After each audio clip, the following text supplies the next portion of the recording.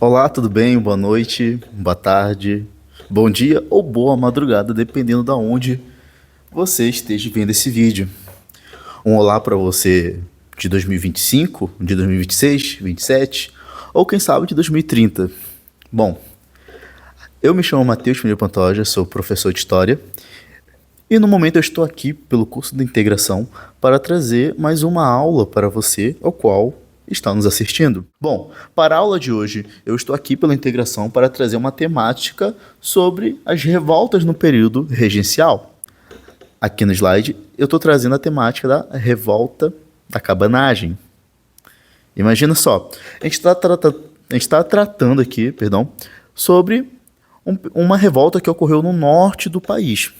Mas, primeiramente, eu tenho que contextualizar vocês sobre o que está acontecendo aqui. Bom, esse período ao qual se passa é o período regencial. O período regencial dura por volta na década de 30, de 1830 até 1840. E essa revolta da cabanagem ocorre no norte do país, no então estado do Grão-Pará, ou melhor, na província do Grão-Pará. Bom, se trata de uma revolta popular, onde o qual comoveu várias camadas sociais do Grão-Pará. Exemplo, pessoas escravizadas, indígenas e pessoas mestiças e pessoas de classe baixa. E temos que lembrar que essa revolta se trata de indivíduos que estão em estado de extrema pobreza. Opa, desculpa, é nervosismo. Estão num estado de extrema pobreza, tipo, chegando à miséria. Bom, primeiramente, a revolta da cabanagem ganha esse nome de cabanagem por causa dos cabanos. Esses cabanos, pessoas simples, moravam em cabanas de palha, cabanas no meio da mata, cabanas ao redor das grandes cidades, como, por exemplo, Belém do Pará. E ganha esse nome de cabanagem justamente por essas pessoas, por esses cabanos que moravam em cabanas. Bom, temos que entender que o período regencial foi um período muito conturbado. Por quê? Porque é governado por uma regência.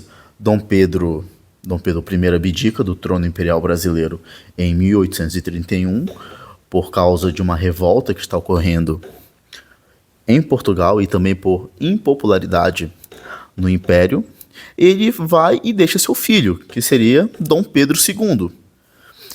Dom Pedro II, até então, ainda é uma criança e, de acordo com a Constituição da época, só poderia assumir o trono na maioridade, que seria aos 18 anos. Então temos que entender que aqui se trata de uma nação gigantesca. Essa nação gigantesca ela é composta por várias regiões e muitas cidades. Por exemplo, eu aqui, professor Matheus, eu sou do estado do Amapá, que foi o único território que lutou contra a cabanagem na revolta. E nós iremos trabalhar isso mais para frente. Bom, temos que entender que nesse período regencial, ocorreu várias e várias revoltas. Uma delas seria a Farroupilha, a Balaiada, por exemplo, a Sabinada. Bom, mas temos que entender que a cabanagem foi uma das grandes que teve muita influência e um papel decisivo para a integridade nacional, pois aqui se trata de uma revolta que cobria o estado do Pará, o estado do Amazonas, o estado do Amapá, basicamente todos os estados do norte, que hoje compõem o norte do país, menos o Acre, que até então não fazia parte do território brasileiro. Mas aí o que acontece? Uma revolta popular é uma revolta popular que ocorreu entre 1835 até 1840. Dura o período regencial. Bom, após a abdicação de Dom Pedro I ao trono brasileiro, como eu acabei de comentar, o seu filho fica como futuro imperador. A junta regencial tem grandes dificuldades para lidar com um território tão grande. Por exemplo, a capital, até aquele momento, era o Rio de Janeiro. Como vocês podem ver no mapa, o Rio de Janeiro se localiza muito, muito, muito, muito, muito longe da região norte. Eu vou chutar aqui, por exemplo, um papo de quase 2.500 quilômetros de distância, ou até 3.000 quilômetros de distância por aí. Talvez eu tenha exagerado um pouquinho. Pessoal da geografia, me perdoe. Então, o polo de poder imperial ele estava muito centralizado no Rio de Janeiro e longe das outras regiões. As elites locais se sentiam abandonadas, se sentiam sem poder político e, óbvio, existia um projeto de nação que ainda estava entrincheirado nas regiões de uma independência. Por exemplo, a Farroupilha, no sul do país, no Rio Grande do Sul, eles tinham o objetivo de se tornar uma nação. Nesse momento, o qual da cabanagem, eles são uma nação independente, são uma república à parte do território brasileiro. Então, as elites locais, elas também têm esse desejo de ter uma presença política. Só que aqui no caso do Grão-Pará, o que acontece? O poder estava muito centralizado, onde hoje a capital do Pará, Belém do Pará, que na época era a capital da província. E se a gente for analisar pelo mapa, basicamente Belém do Pará fica na entrada da foz do Rio Amazonas. E se a gente for analisar a vasta floresta amazônica e a vasta região, ficava muito longe e entra num debate. Um debate sério sobre a questão de mandar recursos para as outras províncias. Questão financeira e também recursos que ali não tinham, sabe? Por exemplo, como produtos alimentícios, medicamentos e por aí vai. Então, a população do Grão-Pará se via muito, muito, muito, muito, muito abandonada pelo governo regencial. Tipo, o Grão-Pará ficava tão longe, mas tão longe que eles se sentiam parte de outra nação. Puxando um pouco para o lado do Amapá, da onde eu venho, o Amapá durante muito tempo lutou contra os franceses. Os franceses, pela Guiana Francesa, tentaram várias e várias vezes anexar o estado do Amapá à Guiana. Mas aí então os amapaenses sempre lutaram contra e conseguiram manter essa integridade territorial. E muitas vezes a força militar local se via abandonada pela força imperial, pois imagina só, mandar tropas por terra até a região norte é impossível. Mandar tropas por mar demora meses. E muitas vezes recorria a Belém. E muitas vezes as elites locais não mandavam tropas e às vezes a força militar da região tinha que lutar sozinha contra a força francesa. Então imagine. O que eu quero falar com isso? Logisticamente, acaba sendo muito complicado o envio de tropas e mantimentos. Então, isso tudo juntando a questão da falta de acesso a saneamento, falta de acesso à questão de infraestrutura, as famílias, as pessoas, os indivíduos que aqui estão no Grão-Pará, que estão nessa realidade, estão em extrema pobreza ou em miséria. Bom, essa rebelião popular teve ainda como líderes os irmãos Francisco e Antônio Vinagre, e também Eduardo Agelim e o cônego Batista Campo. Os cabanos eles tomam Belém do Pará em 1835 por várias questões como uma extrema desigualdade social facilmente visível entre a elite e aqueles que não faziam parte da elite, por exemplo, como eu acabei de citar, indígenas, pessoas escravizadas e também os mestiços que se sentiam fora da sociedade. Aí então eles tomam a capital, Belém do Pará. Então Félix Malcher acaba sendo nomeado como presidente da província, mas faz acordos com o governo imperial. A população, sabendo disso, acaba o matando em praça pública. Félix acaba sendo morto e então Francisco Vinagre e depois Eduardo Angelim começam a liderar a revolta. É importante ressaltar que até esse momento os cabanos começam a dominar tudo, começam a controlar a província. Começa por Belém, depois a região ao redor de Belém, e por aí vai. Essas ideias começam a se difundir por todo o território da província. Temos que lembrar também a importância estratégica do rio Amazonas. Por exemplo, através do rio Amazonas, esses cabanos eles navegam e vão a cidades do extremo interior do território provincial. Mas aí então o governo imperial tenta lidar de forma dura, com mãos de ferro, essa revolta. Por exemplo, o governo federal tenta mandar mercenários e tropas para tentar combater. O governo imperial usa mercenários, pois a sua força militar está muito fragilizada e também muito dividida nas outras inúmeras revoltas que estão ocorrendo em todo o território nacional. E devemos lembrar que a revolta ela é fortemente reprimida. Por exemplo, as batalhas que ocorreram em Belém do Pará. Estima-se hoje que pelo menos 30 mil pessoas morreram ao longo dos combates. E também devemos ressaltar que as ideias que foram diluídas ao redor das cidades que percorrem o percurso do rio Amazonas foram adotando a revolta.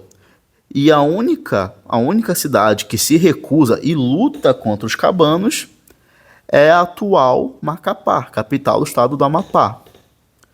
Eles se juntam, tentam se manter fiéis ao Império e conseguem derrotar os cabanos. Os cabanos tentam tomar a cidade de Macapá, mas aí não conseguem.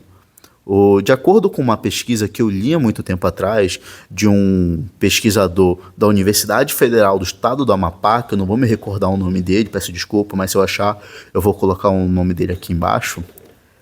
Ele fala que um líder militar que se chamava eu vou tentar pronunciar aqui, pessoal, Pantojão, ele lidera uma frota de navios e luta contra os cabanos.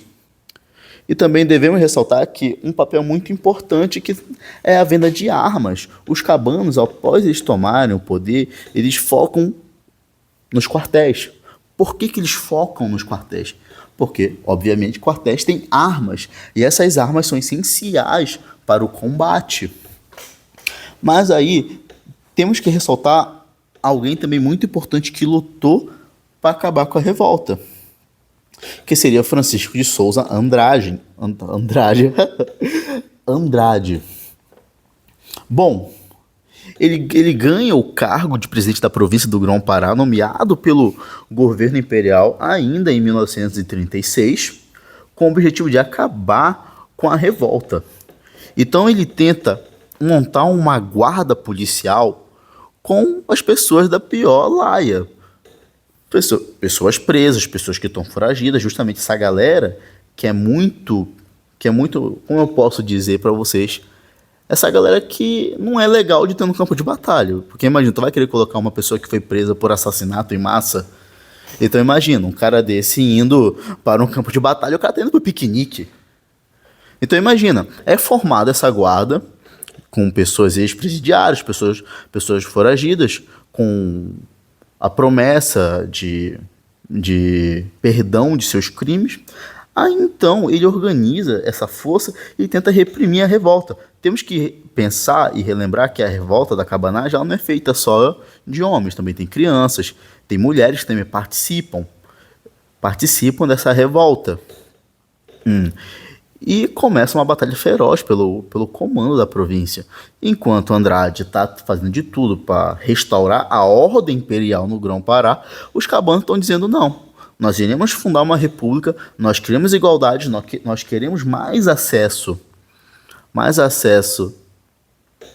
a direitos, enquanto o governo imperial está falando, não, o que é isso aqui? Isso aqui é bagunça agora? Daí tu já viu, né? O governo imperial não vai perder território. Lembrando que o governo imperial fez de tudo mesmo para não perder o Grão-Pará, porque é um território estratégico. Tem a entrada da Amazônia, a entrada do rio Amazonas. Isso aqui eu coloco para vocês terem uma noção maior sobre a questão da estratégia geográfica do Grão-Pará. Essa imagem que eu trouxe aqui para vocês podem ver que no pontinho vermelho tem Belém do Pará. E vocês veem que o território do Grão-Pará é extenso, chega até beirar os Andes. O rio Amazonas ele adentra ao território amazônico. Devemos lembrar também que os cabanos, quando começa a repressão de Andrade, os cabanos se espalham, e se espalham, e se espalham por toda a Amazônia. Vão até os Cafundós de Judas. Se bobear, foram até lá em Afuá. Acho que a cidade de Afuá, da Veneza Marajoara, nem existia ainda. Reza a lenda que os cabanos chegaram até o Mato Grosso pelos rios, para ter noção, levando os ideais da cabanagem, ideais de igualdade. Bom, essa imagem que eu tenho aqui é uma imagem ilustrativa que mostra como funcionavam os acampamentos de guerra e de combate dos cabanos ao redor e às beiras do rio Amazonas. E essa outra imagem que eu trago aqui para vocês é uma imagem ilustrativa das armas que eram usadas, que eram os balonetes, né, como se falam. E essa venda de armas que ocorreu para os cabanos, essa venda de armas que vem para os cabanos tem como objetivo de armar os cabanos para o combate contra o Império. Bom, e nessa imagem ilustrativa que eu trago aqui para vocês, mostra cabanos e oficiais imperiais lutando contra eles em praça pública. E nessa imagem que eu trago aqui para vocês, eu mostro Francisco de Souza Andréa. Ó, pessoal, para vocês verem como é que é, né? Bom, eu acabei errando aqui falando Andrade. Bom, peço perdão. Sabe como é que é, né, gente? Bom, aqui é uma ilustração de Andréa. Vocês podem ver ele com a farda imperial. Lembrando que aqui no Brasil não era tão comum fotografia. Então, na época, era mais comum ter ilustrações, ter pinturas, gravura das pessoas. Eu tentei, fiz de tudo para tentar achar até gravuras ou talvez imagens de como era Belém do Pará, como eram as cidades do Grão-Pará para vocês, mas eu acabei não achando. Mas o máximo que eu encontrei são imagens do século XVIII. Do século XIX. Vocês podem ver, essa aqui é uma imagem do Ver-o-Peso. Aqui dá para ver barcos à vela. E isso aqui já é uma imagem mais moderna de Belém do Pará, que se trata também entre o fim do século XIX e início do século XX. Bom, devemos ressaltar que a revolta dos cabanos ela é muito importante para a história do Grão-Pará, para a história da região norte, pois mostra que pessoas humildes, pessoas de diferentes classes sociais se uniram contra um governo tirano. Lutaram com um objetivo, com um ideal de buscar igualdade. Isso é importante, pois uma nação é formada de ideais, uma nação é formada de indivíduos que estão capazes de lutar por ela, de lutar pela ordem, de lutar pelo aquilo que se acredita. Os cabanos foram dispersados, o governo regencial deu seu fim em 1840, Dom Pedro II assume o poder e o Grão-Pará volta a ser parte integral do Império Brasileiro. A revolta da cabanagem deixa marcas profundas na história da região norte, pois mostra uma história de luta e resistência, ao qual as diferentes classes, pessoas escravizadas, indígenas e pessoas livres, pardos, morenos, pessoas que se sentiam oprimidas pelo sistema, se juntaram para lutar contra o próprio sistema, o Estado. Acabei de pensar algo, isso parece até One Piece. Pô, se ligou no Nexo. Bom, eu acabei me prolongando demais. Eu agradeço a sua participação aqui. Eu espero que você tenha gostado. Bom, tenha uma boa noite, uma boa tarde, um bom dia, uma boa madrugada. E espero que você fique bem. Aqui que vos fala, professor Matheus Pinheiro Pantoja. Até.